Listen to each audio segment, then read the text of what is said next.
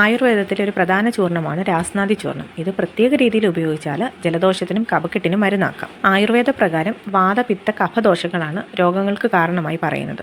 കുട്ടികൾക്ക് കഫ സംബന്ധമായ ദോഷങ്ങൾ കൂടുതലാണ്. പലപ്പോഴും ജലദോഷം വരുന്ന കുട്ടികളുണ്ടാകും, അതായത് അടിക്കടി ജലദോഷം വരുന്ന കുട്ടികൾ. ഇതിനുള്ള പരിഹാരങ്ങളും ആയുർവേദത്തിൽ പറയുന്നുണ്ട്. വിവിധ തരം ചൂർണ്ണങ്ങളും അരിഷ്ടവും ലേഹ്യവും എല്ലാം തന്നെ ആയുർവേദത്തിൽ മരുന്നായി പറയുന്നു. ഇതിലൊന്നാണ് രാസ്നാദി ചൂർണ്ണം. പൊതുവെ രാസ്നാദി ചൂർണ്ണം കുളി കഴിഞ്ഞാൽ നെറുകയിലിടണമെന്ന് പറയും. ശിരസിൽ, അതായത് തലയുടെ നടുഭാഗത്തായാണ് നാം സാധാരണ ഇത് പുരട്ടുന്നത്. തല നമുക്കറിയാം ശരീരത്തിൻ്റെ പ്രധാനപ്പെട്ട ഭാഗങ്ങളിലൊന്നാണ്. ഇവിടെ പ്രയോഗിക്കുന്ന എന്തും മരുന്നുൾപ്പെടെയുള്ളത് പൂർണ്ണമായും ശരീരത്തിന് ഗുണം നൽകും.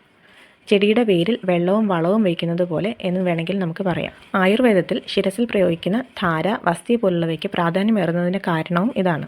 കഫക്കെട്ട്, ജലദോഷം പോലുള്ള രോഗങ്ങൾക്ക് നല്ലൊരു വഴിയാണ് ശിരസിൽ ഈ രാസ്നാദി ചൂർണ്ണം പ്രയോഗം. ശിരസിലെ കഫം ഇളകിയാൽ പല രോഗാവസ്ഥകൾക്കും കാരണമാകും.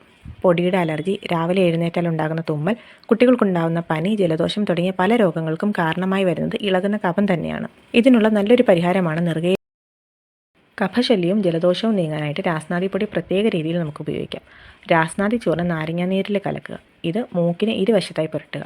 നെറ്റിയിലും നമുക്കിത് പുരട്ടാം. ഇത് കുട്ടികൾക്കും മുതിർന്നവർക്കും ഒരുപോലെ ഉപയോഗിക്കാം.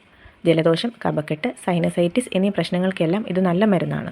ഏതു പ്രായക്കാർക്കും ഉപയോഗിക്കാൻ പറ്റുന്ന ഒന്നാണിത്. മൂക്കടപ്പ് പോലുള്ള പ്രശ്നങ്ങൾക്കും ഇത് നല്ല മരുന്നാണ്. രാസ്നാദി നെറുകയിൽ ഇടുന്നതിന് കൃത്യമായ കണക്കുണ്ട്. തല നല്ലതുപോലെ തോർത്തിയ ശേഷം നെറുകയിൽ ഇതിടണം. മൂക്കിൻ്റെ അറ്റത്ത് നിന്ന് അളന്നാൽ 1 ചാൺ ദൂരത്തായി വരുന്നതാണ് നെറുക. ഇതറിയാൻ മൂക്കിൻ്റെ അറ്റത്ത് തള്ളവിരൽ വെച്ച് ചെറുവിരൽ നിവർത്തി ശിരസിലെത്തുന്ന സ്ഥാനമേതോ അതാണ് രാസ്നാദി ചൂർണ്ണം പുരട്ടേണ്ട ഇടം. ചെറിയ കുട്ടികളിൽ നമുക്ക് പൊടി വെറുതെ അവരുടെ നെറുകയിൽ ഇട്ട് കൊടുക്കാം. ബാക്കിയുള്ളവർക്ക് ഇതിട്ട് നെറുക തിരുമ്മി കൊടുക്കാം.